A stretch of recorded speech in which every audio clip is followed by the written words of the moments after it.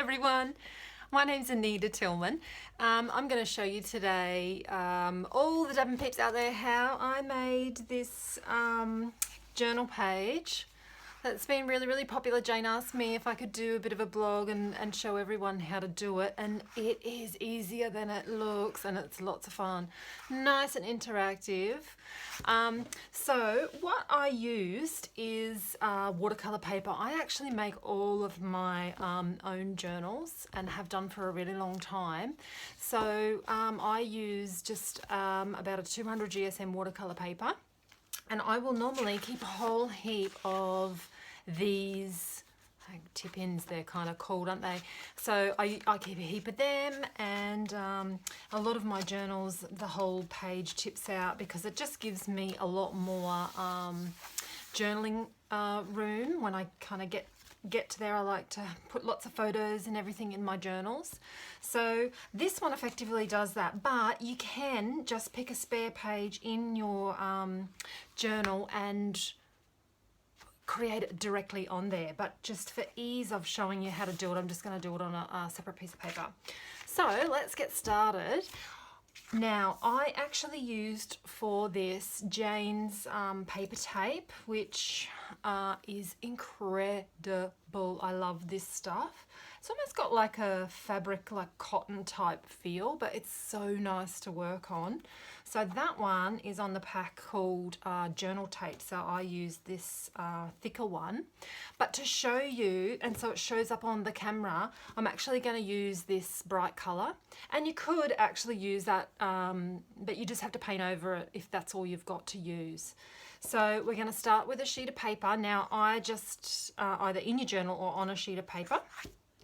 And because I make so many books, I have heaps and heaps of offcuts, and I just keep them in this jar, and you know, this has given me a really good use for them.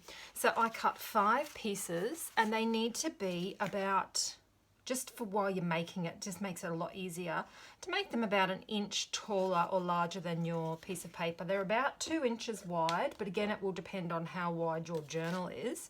So this journal I've made is 5.5 across, inches that is, and these strips are 2 inches each, okay? So what I'm going to do is, I'm just going to pop that up there, lay them all out. You do need a little bit of space here so that you can actually flip it, okay? So 1, 2, 3, 4, 5, with the last one butting right up against that edge. Okay, so I eyeball it. I'm sorry, I am not a measurer at the best of times. So the first one I am going to, okay, just let me back up a little bit here. If you feel that they move, I washi tape stuff in all the time, so I'm kind of confident with just doing it. But if you don't, you can just get some of this double-sided tape, and what you can do is cut or rip off a tiny bit like that, pop it on the back, and then just push it into place. So that just like tacks it on there until you feel confident enough that it's kind of in the right place. So there's a top tip. Then I'm going to get my washi tape and make it as big as that piece, and I'm going to stick this outside piece on first. So I go half over the top of that, like that, and then I flip it over and adhere it to the back part there. So this has given me my first flap, and that's that little tacky bit. You can just roll that off now that you have attached that. So that's the first piece. Effectively, that's this one here. Yep.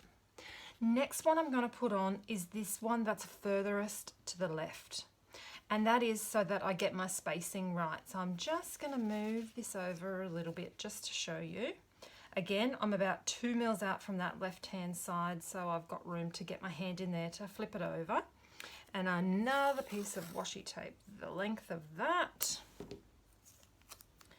and on that piece goes. Half on here and half on the flap, so it allows you to move it. Yep. Then I'm going to space these little babies out again. 1, 2, 3, 4. And then in turn, I'm just going to go along and washi tape down here. Then down here. Then down here. And then that one's stuck on. Okay, so I'll show you one more time. See, no measuring. I'm terrible. Another piece of washi.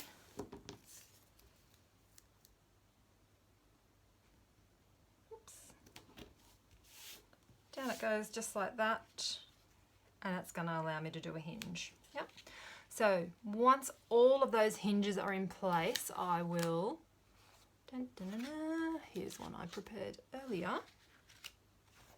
So this is basically, now I've done a bit of a sketch, but before we talk about the sketch, I'm going to show you all of these pieces have been hinged in. The next thing you do is washi tape the other side. So you're washi taping both sides, and that is so you get a really good movement and so it doesn't move. And so it doesn't, it doesn't go anywhere and you don't get that sticky bit on the other side. So washi tape one side and washi tape the other side. Just like that. So they're all in place. And the next thing, once you've got them all in there, is I turn it over, grab my scissors, trim all those extra bits off. I just think this is an easier way to do it rather than like cut them to size, because I don't know, because I eyeball everything, I suppose you kind of just end up with a bit of a crazy mess. So that's that cut to size. Next thing I did was a really rough sketch on here of where I want my face to be. The tricky part too is because of all these lines, it can really mess with your brain as to where that middle line has to be to put your eyes in. So I do use my ruler for this. It just makes it a lot easier. And then I'm just going to show you then how I pop that eye on. So I've chosen this eye, Jane's beautiful eye tape, the washi tape with all the eyes and noses and mouths, which I adore. I've been using it to death. And I'm going to pick the same eye as here just to show you what I did. I just found it easier to get that eye in first and then I can put this eye in. So once that's in, oh gosh, I hope I can get it straight now. I'm going to put her other eye in. I'm going to stick it straight over the top. That's a bit wonky, but that's all right with me. Then all I did was, and you could use an X-Acto knife, but I just use my scissors because they're handy. And I just really gently cut down there, Just going to get that top bit. Like I said, you could use an X-Acto knife too. Boom, just like that. She's got an eye that moves. So now we're ready to paint. So I did her in Peerless, both of them, in Peerless watercolour. And then I painted the outside with acrylic paint.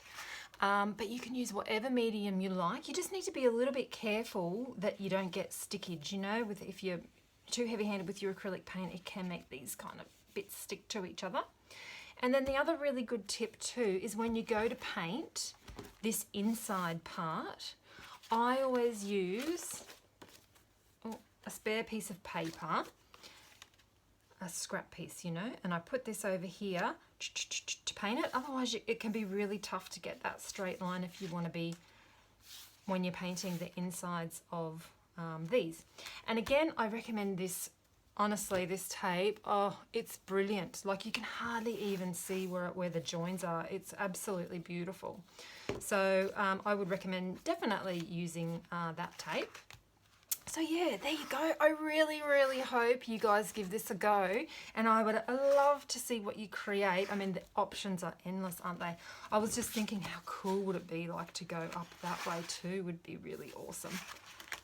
Or a girl and she's got her eyes open and then she's got her eyes closed or closed and open, or whatever. Options are absolutely endless. So have fun, everybody, and I cannot wait to see what you create. All right, bye.